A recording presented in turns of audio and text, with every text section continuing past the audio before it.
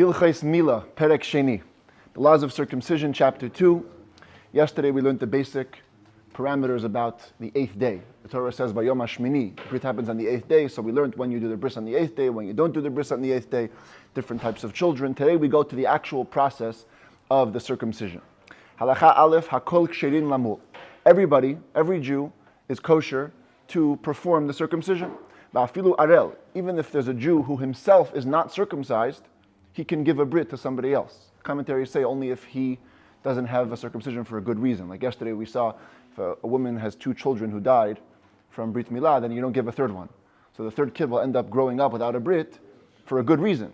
So he can give a Brit to other people. But if somebody on purpose doesn't have a Brit, he shouldn't be a mohel. The Eved, a Jewish slave, the Isha, a woman, the Katan, and even a child, Malin, can give a circumcision b'makom she'en sham ish if there's no available man. Aval akum lo yamul klal, but a goy should not do a bris at all. V'imal, but if he performed the circumcision, einot tzarich lachazor v'lamul shniya, no need to go and do another circumcision. Uvakol malin, you can use any tool to do a brit milah. Va'afilu bitzor uvischuchit, even a flint rock, that's on the bottom here, that's a flint rock, very sharp, and zchuchit is on the top, that's a piece of glass. Uvechol davar shekoret, anything which cuts can be used in the brit. You know how we know? This is the second time a brit is recorded in the Torah. Tzipporah, when she gave a brit to her son, what did she take? It says, Vatikach Tzipporah tzor. She took a flintstone. By the way, that's also how we know that a woman can do a brit. Because Tzipporah, she did it. So, she didn't use a knife. That's true. That's true. But in certain areas, we're allowed to learn from Matan Torah. V'lo yamul bikrumit shel kaneh. This you shouldn't use. You shouldn't cut with the outside shell of a reed. Not sure if it's so clear over here, but basically there's a reed, like a bamboo reed or any type of reed that grows. It has kind of 3 layers. One layer from the outside peels off very easily. The inner layer, though, can get very sharp if you sharpen it down. This is like a raw reed, and over here they've actually sharpened it with a very sharp blade at the edge, and you can use it, technically, in a brit. But because it can also cause danger, because there can be little strands where it'll come off and it'll cut unevenly, so we don't use that, mipnei sakana. However, even though you can use all these implements, u'mitzvah min hamuvchar lamul bebarzel. The ideal mitzvah, the choice mitzvah, is to use iron or metal to do the mitzvah of the brit, bein besakin, bein bemisparayim, whether with a knife or with sharp scissors. V'nahagu kol Yisrael besakin, and all Jews have the custom to use a knife. Okay, viewers' discretion advised. I was not going to show this on the screen. However, I do want to illustrate for you what is the process of a brit milah. So, if you're able to handle it, and it's not too much for you, not too graphic, then everyone has one? Pass one down to you. If it's not too graphic, I'm going to walk through the stages over here of what happens by a brit milah. Medical school. Yeah, we'll talk about it. So in picture number 1, you have, that's the default setting. The baby is born with a foreskin. You can see already they made a picture to make it clear. In the foreskin, there's 2 layers. What's called in Hebrew the or ha'arla or ha'priya. The outer layer is much thicker. The inner layer is much thinner. And then on the inside, you have the actual gid. So what has to happen is that everything that's covering the glands, the upper part of the erva, has to be cut off. The entire thing. In 2 stages. One part is called cutting, and one part is called priya, peeling back. So the way it starts is like this. Step 2, you see they put a little tool down, because when an infant is born, the foreskin is not separated from the actual glands. It's kind of intertwined by like a layer of mucus, like a certain membrane. So you take a little tool and you put it in between to separate the foreskin from the glands. So now that's in the left side of page 2. You can see it's all it's basically separated. And then in step 3, you have what's called the tfisa. The tfisa is where the mohel literally grabs the edges of the foreskin, pulls it up, so that now you have over here on this part of step 3, you can see he's already pulled it up past the top of the organ. So now he'll be able to cut smoothly, and then when the foreskin settles back, it'll all be out of place. You understand? That's called the tfisa. Then in step 4 you have the magen. Okay, ideally you shouldn't use anything to hold it down. You just should be able to cut it. But today, for stability purposes, some Mohalim use what's called a magen. You cannot use a clamp. A clamp where it actually crushes the skin is not allowed. It kills the skin. It's not a proper brit. But if you're just putting in a little holder to hold it in place, that's okay. So they put it. I think the number that the Rabbanut in Israel says has to be like about a millimeter. The space has to be about a millimeter, so it's not really crushing. That's just him using it as a point of alignment. And then in picture number 5, he actually does the brit with the knife. Now at number 6, it's already removed. What happens after it's removed is picture 7. The foreskin begins to slide back. Now, when it slides back, here, the two parts now separate. You can see in picture number 8, the actual thick foreskin went all the way down to the bottom. That's the thick foreskin over here. The membrane, the orha priya that has to be peeled back, remains on top, attached to the ridge of what's called the corona. And here's where priya, the second part of the mitzvah, takes place. After the foreskin is cut off, now if you turn around, on page 9, you can see the moil has to have long thumbnails. He puts his thumbnails inside the membrane, tears it apart. It's very thin. He tears it apart and pulls it back over the shaft of the organ. And that's picture number 10. After the priya, that's what it should look like. The skin is kind of hanging loosely under the ridge. And then in picture 11, after it's healed, that's a milah mehuderet. Ideally, that's what it should look like. The entire corona, the entire glands is open. The ora priya settled in. It literally, when it heals, it'll stick to the skin on the shaft, and then that's it. You have a milah. That's totally no problem. That's the stages of a brit milah. So you have the foreskin. He has to grab it upwards, cut, let the foreskin sink down, and do the priya with his hands, with the membrane, tear it over, and then it's done. Okay, the other pictures we're going to get to later in the parak. I know, but I feel pain. No, keep it, because you're going to need more of it soon. Halacha bet. Ketzad mohalim. What is the process of doing a brit milah? Chotchin et kol haor hamechapeh et ha'atara. You need to cut off all the skin which covers the glands, the upper part of the organ. Ad shetitgaleh kol ha'atara, until the entire glands is open.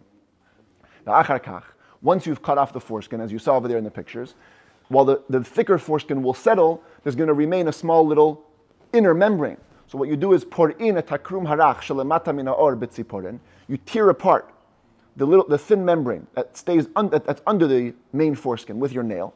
Umachaziro lekanu lekan, and you turn it this side and that side, kind of back over the shaft. Ad sheyira'eh besar ha'atara, till the entire flesh of the lower part of the glands is revealed. And then, v'achar kach, there's another part of the mitzvah, motzetzet hamilah.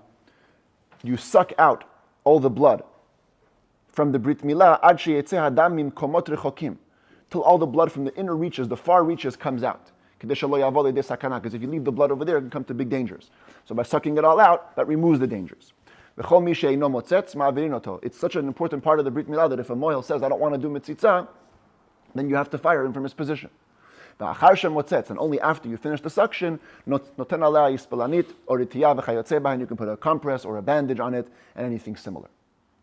So 3 stages. What's called milah is the actual cut, priya is the inner membrane, and then mitzitza is the sucking. Absolutely. Yeah. Some mohalim use a pipette, like a little pipe. The Rebbe writes that anash should not use the pipe. Yeah. So most mohalim today do mitzitza b'peh. Some of them do with a pipette. They're both kosher, but yeah, it's never happened. There is no record. Even the one case in New York in 2011, where they had they supposedly linked mitzitza b'peh to the death of a baby, but when they did DNA testing, it didn't trace. The moil's DNA didn't match the baby's herpes DNA. So as of now, even in New York, where they made a regulation, they rescinded it, they took it away. There's no regulation on mitzitza b'peh anymore, and there shouldn't be. There's really no reason to be worried about it. If there's anything to be worried about, there's other bacteria in the moil's mouth, and that nobody worries about. Only the herpes they chapped on. Yeah. Anyway, the moil cleans out. They do like Listerine, or they do some vodka, alcohol, to clean out all the bacteria. So there's really no problem with. You can do mitzitza b'peh with absolute certainty that nothing's going to happen. Okay. Halacha gimel. Yesh tzitzin me'akvin et hamilah, v'yesh tzitzin she'en me'akvin et hamilah. There are certain strands of flesh that are essential to the Brit Milah, and other strands that are not essential. That means, let's say you didn't do a smooth cut, and some of the foreskin remained. Here you can see it in the pictures, in pictures 12 and 13 and 14. If picture number 12, the Rambam doesn't even mention.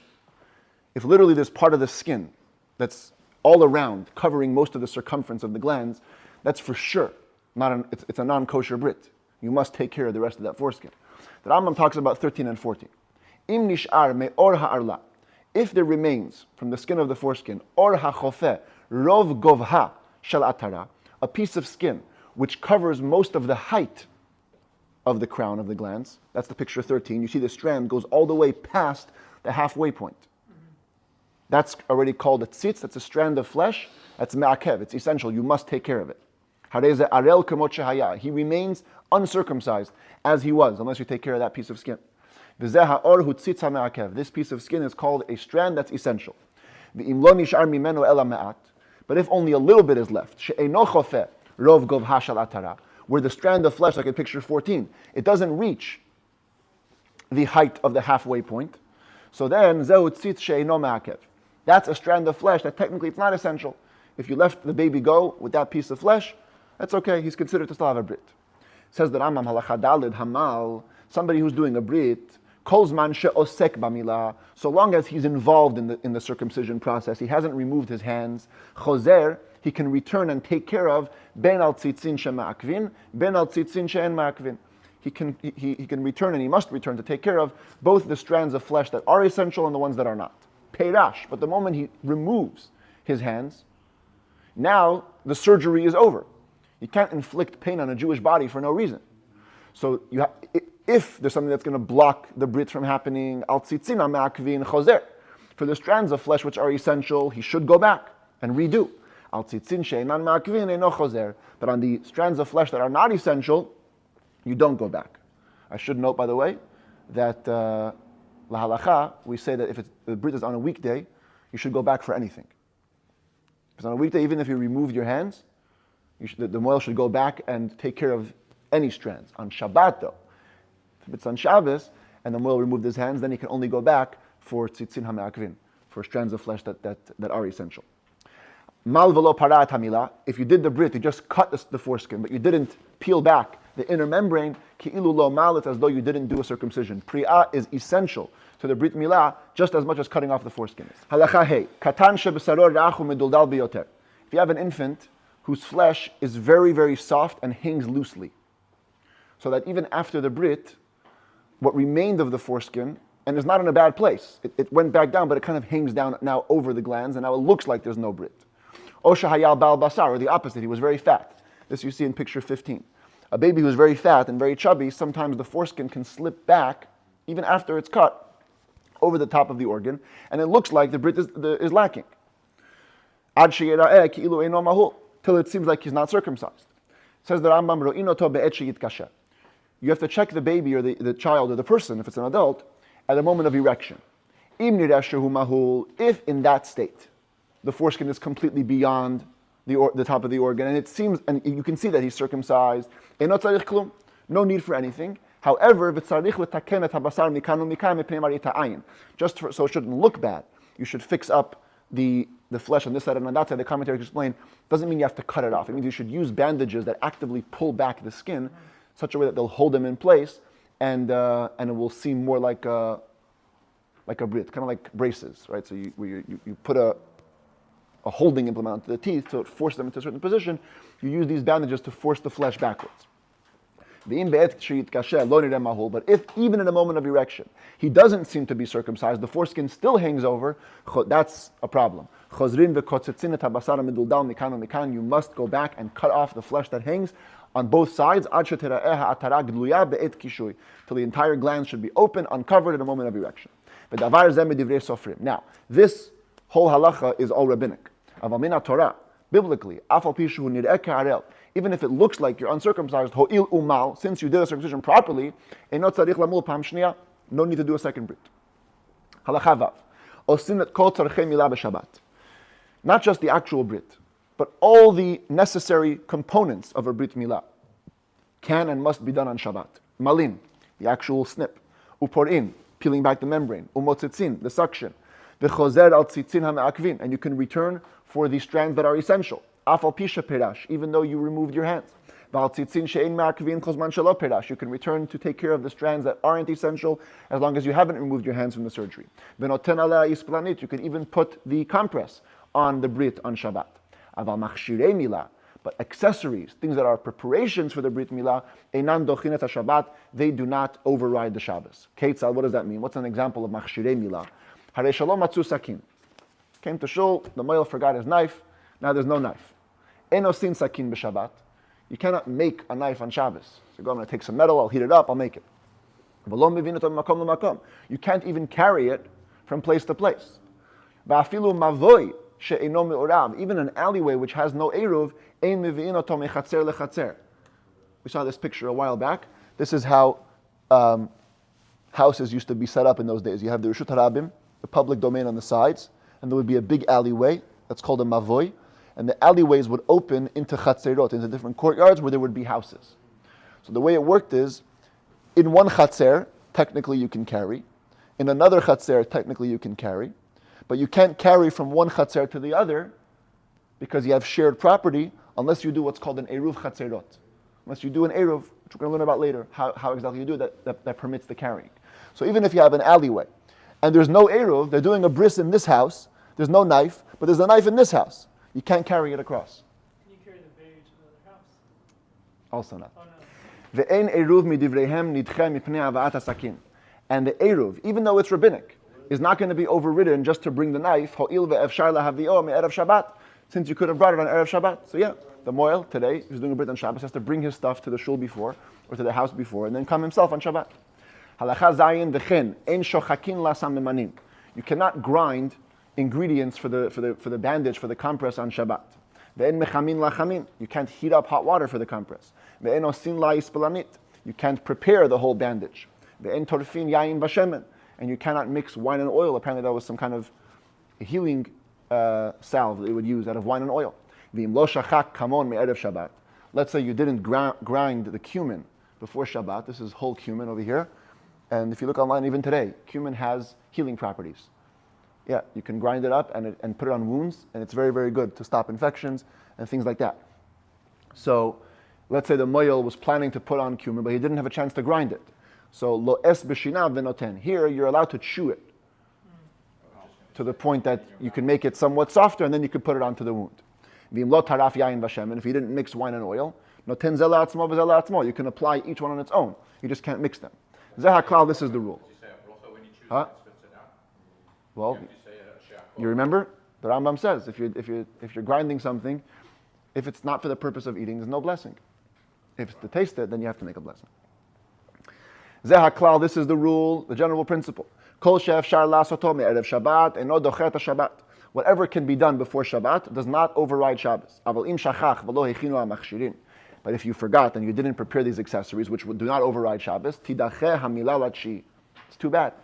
You're going to end up keeping the kid uncircumcised for one more day. You must push it off till the 9th day, till after Shabbat. Halacha chet, malu et hakatan b'Shabbat. What if you already did the brit properly on Shabbat, and then the accessories got lost? And then the hot water spilled, or the ingredients for the compress, got spread all over the place. Then no, now the kid's already in danger. Osin lo hakol b'Shabbat. Now you can do everything on Shabbos, because it's danger for him. If it's before the brit, you can't go prepare stuff. But if the brit already happened, then you got to prepare. Exactly. Mikom shedarkan laharchitz et hakatan. A place where the custom is to wash the child in warm water. Marchitzin oto b'Shabbat b'yom hamilah. You can wash him also on Shabbos in warm water if it's the day of the bris. Ben lifnei hamilah, ben la'achar hamilah, whether before the bris or after the circumcision. Or bashlishi shel milah shechalet b'Shabbat, or if it's the third day after the brit, which also came out to be on Shabbat, which is the most painful day apparently. So you can also wash the child in warm water on Shabbat. Ben rechitzat kol gufo, ben rechitzat milah, whether it's talking about washing his whole body or just the area of the circumcision. Ben bechamin shu chamu me'erev Shabbat, ben bechamin shu chamu b'Shabbat, whether the hot water was heated up before Shabbos or after Shabbos, or on Shabbos, doesn't make a difference. Again, because it's danger, and when there's danger, we're not concerned about Shabbat. Let's say you forgot that you didn't bring a knife on Friday. You really want to do the brit today. Said you can't carry. Is there another solution? Says the Rambam, Omer la'akum lahavi sakin b'Shabbat. You could tell a goy to bring you a knife on Shabbos. Ubilvad shelo yavi oto derech reshut harabim. So long as he doesn't bring it through a major public domain. He can't go through a street, but he can go from like the mavoy, here from courtyard to courtyard, that he can do. Klalo shel davar. The general rule is, kol davar she'asiyato b'Shabbat asura aleinu mishum shvut. Anything which doing on the Shabbos would be forbidden on us rabbinically, shvut is a code word for rabbinically, mutar lanu lomar le'akum la'asot otan, we can tell a guy to do it for us, kedei la'asot mitzvah bizmana, in order to be able to fulfill a mitzvah in its proper time. But anything which the act would be forbidden as an actual biblical act of labor, asur lanu lomar le'akum la'asto b'Shabbat, we cannot even tell a guy to do for us on Shabbat. Halacha yud machshirei milah, the accessories of a circumcision, afilu bizmana, even if it's the actual 8th day, einan dochin et yom tov. Not only do they not override Shabbos like we learned before, they don't even override Yom Tov. Ha'il ve'efshar la'asotan me'erev Yom Tov, since you can do it on the day before Yom Tov. V'kal v'chomer advarim, and actually it follows by logic. Im lo dachu machshirei milah shvut. If the accessories of the Brit Milah don't override rabbinic commandments, shehu midivreihem, which is only by their words of the sages, heyachidchu lo ta'aseh Shabbat Torah. How can they override a biblical commandment, negative commandment in the Torah? So on Yom Tov, if you didn't do it before, you can't do it today. Aval, that's only in terms of making a knife or bringing a knife. Aval shochakin la samanin b'Yom Tov, but grinding the ingredients, that's allowed on a holiday. Ho'il v'ra'oi likteira, because you could use it for cooking, which is allowed on Yom Tov. Then you can use it for the bris. B'torfin la yayin b'shemen, and for the same reason, you can also mix wine and oil together to make the compress.